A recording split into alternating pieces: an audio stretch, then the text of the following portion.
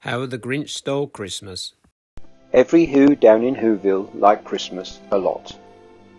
The Grinch, who lived just north of Whoville, did not. The Grinch hated Christmas, the whole Christmas season. Now please don't ask why. No one quite knows the reason.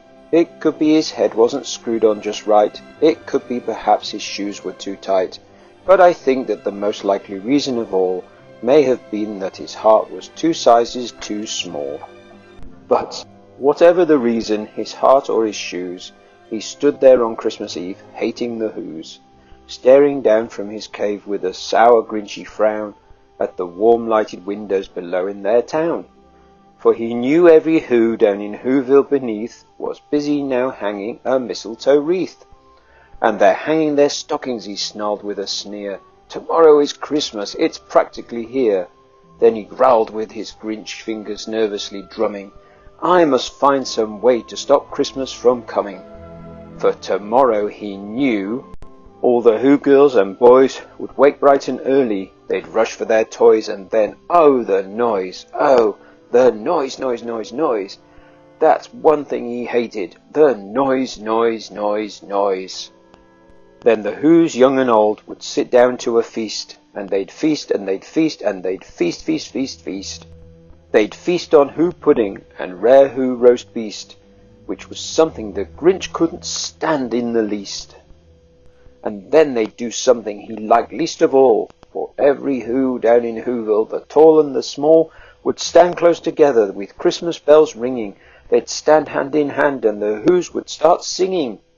They'd sing and they'd sing and they'd sing, sing, sing, sing. And the more the Grinch thought of this Who Christmas sing, the more the Grinch thought, I must stop the whole thing. Why, for 53 years I've put up with it now. I must stop this Christmas from coming. But how? Then he got an idea, an awful idea. The Grinch got a wonderful, awful idea.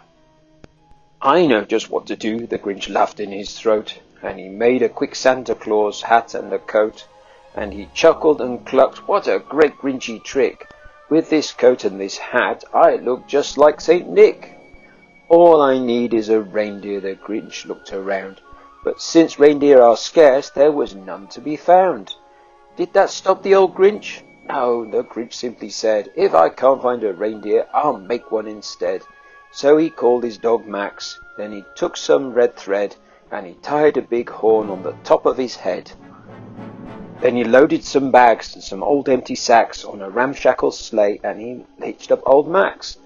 Then the Grinch said, get up, and the sleigh started down toward the homes where the Whos lay a snooze in their town. All their windows were dark, quiet snow filled the air. All the Whos were all dreaming sweet dreams without care. When he came to the first little house on the square, this is stop number 1, the old Grinchy Claus hissed, and he climbed to the roof, empty bags in his fist. Then he slid down the chimney, a rather tight pinch, but if Santa could do it, then so could the Grinch. He got stuck only once for a moment or two, and then he stuck his head out of the fireplace flue. Where the little Who stockings all hung in a row, these stockings, he grinned, are the first things to go. Then he slithered and slunk with a smile most unpleasant around the whole room, and he took every present, pop guns and bicycles, roller skates, drums, checkerboards, tricycles, popcorn and plums. And he stuffed them in bags. Then the Grinch very nimbly stuffed all the bags one by one up the chimbley. Then he slunk to the icebox. He took the Who's feast. He took the Who pudding. He took the roast beast. He cleaned out that icebox as quick as a flash. Why, that Grinch even took their last can of Who hash. Then he stuffed all the food up the chimney with glee. And now, grinned the Grinch, I will stuff up the tree. And the Grinch grabbed the tree and he started to shove, when he heard a small sound like the coo of a dove. He turned round fast and he saw a small Who, little Cindy Lou Who was not more than 2. The Grinch had been caught by this tiny Who daughter, who'd got out of bed for a cup of cold water. She stared at the Grinch and said, Santa Claus, why? Why are you taking our Christmas tree? Why? But you know that old Grinch, he was so smart and so slick. He thought up a lie and he thought it up quick. Why, my sweet little tot, the fake Santa Claus lied. There's a light on this tree that won't light on one side, so I'm taking it home to my workshop, my dear. I'll fix it up there, and I'll bring it back here.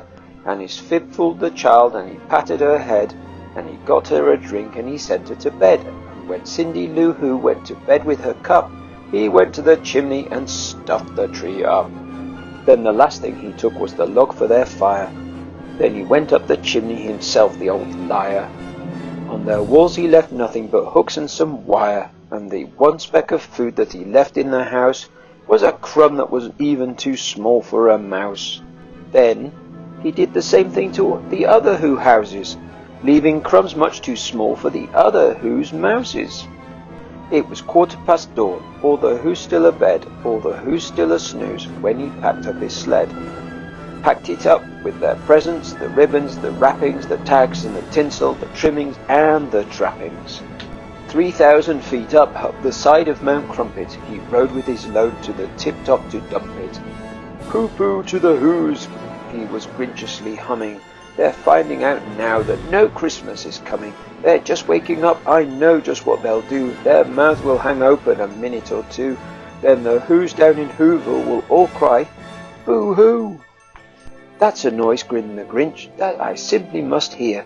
So he paused and the Grinch put his hand to his ear. And he did hear a sound rising over the snow. It started in low, then it started to grow. But the sound wasn't sad. Why, this sound sounded merry. It couldn't be so, but it was merry, very. He stared down at Whoville, the Grinch popped his eyes, and then he shook. What he saw was a shocking surprise. Every Who down in Whoville, the tall and the small, was singing without any presents at all. He hadn't stopped Christmas from coming, it came. Somehow or other, it came just the same. And the Grinch with his Grinch feet ice cold in the snow, stood puzzling and puzzling. How could it be so? It came without ribbons, it came without tags, it came without packages, boxes or bags. And he puzzled 3 hours till his puzzler was sore. Then the Grinch thought of something he hadn't before. Maybe Christmas, he thought, doesn't come from a store. Maybe Christmas, perhaps, means a little bit more. And what happened then? Well, in Whoville they say that the Grinch's small heart grew 3 sizes that day. And the minute his heart didn't feel quite so tight, he whizzed with his load through the bright morning light, and he brought back the toys and the food for the feast, and he himself, the Grinch, carved the roast beast.